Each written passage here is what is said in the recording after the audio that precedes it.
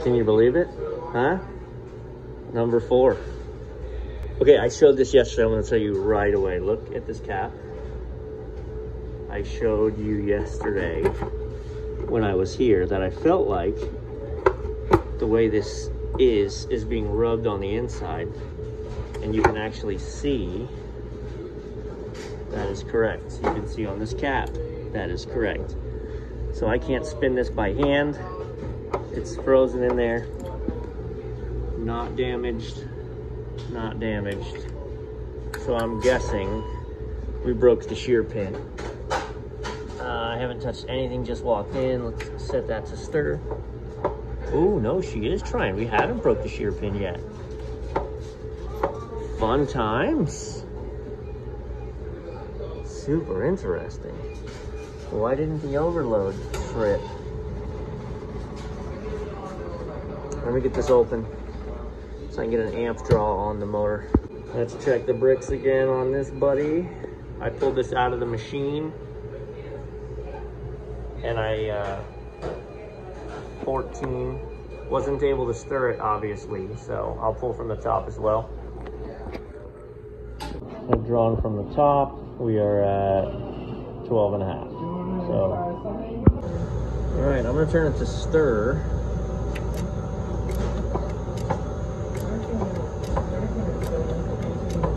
You know, 0.55, because again, it is not stirring. 0.57, not tripping. Not tripping. All right, so the actual tripper says 0.75. Actually, it says trip amps 0.938, operable amps 0.75, So here's the thing. I just took the screws off of this, and we can see that there actually are no pre-drilled factory screws. They self-tapped there and there, mounting it this far forward. But this would fit just fine. It was all the way up here. Pushing this so far forward, it was hitting that rod. If we move it back here and actually mount it, which I'm not going to drill into this machine, but you can see how different we are. The holes were there. We're 3/4 of an inch back, and now we're in the center. So before we're here and wearing into that like this. Now, if we slide it forward, we take the tension off of that. It'll actually not hit it, and this could mount proper. So you had forward pressure being put on this. Not that that really should have caused this problem, but we eyed this one up yesterday. Here it is. I'll see if I can pull this thing out with one hand. Doubtful. We're looking for the frost pattern. Hang on.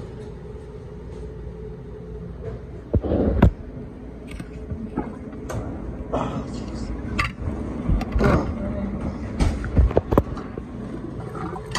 I cannot pull it out one-handed. Hang on.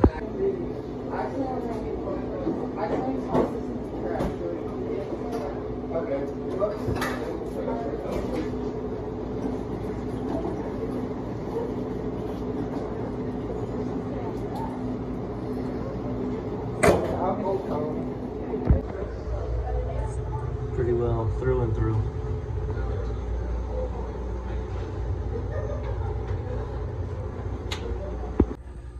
All right, I put a popper on it and made it trip.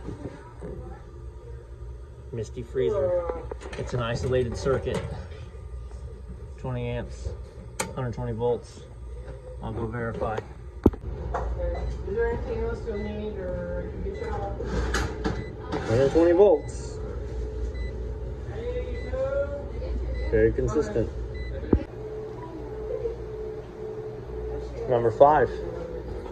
So after the last trip and much conversation, remember the motor was energized and spinning, but not tripping its overload and not spinning.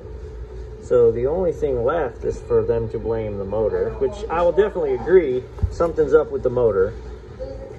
how it was doing what it was doing. So here we have it, an entire motor. And at this, we will have replaced everything in the machine. So they sent a high pressure cutout, which I'm not going to replace because it's got to be torched in. And I'm not going to violate the system tonight to torch that in. So, all right, so new motor. It's only a 2-wire setup. Let's see, because it came fully wired with the caps. So you've just got with the capacitor, sorry. And so you've just got the one white wire there. You've got your black wire on the bottom of the overload switch.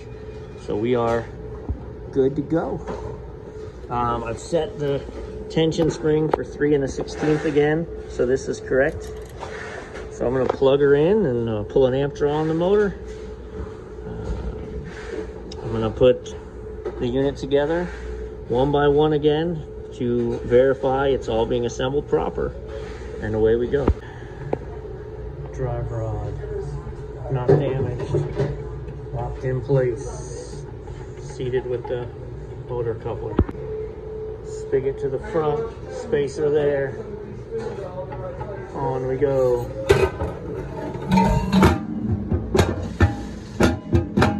And locked in place. Squeeze ring.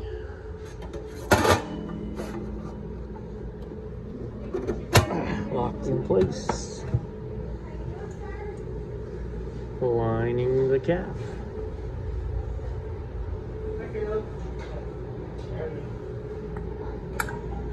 Click. All right, now we have to spin the whole motor to make it go. Let's run some sanitizer through this, and then we'll get it sugared up. So you put a drop of the mix in there. There you have it. 12.5, consistent, always. Bricks is good.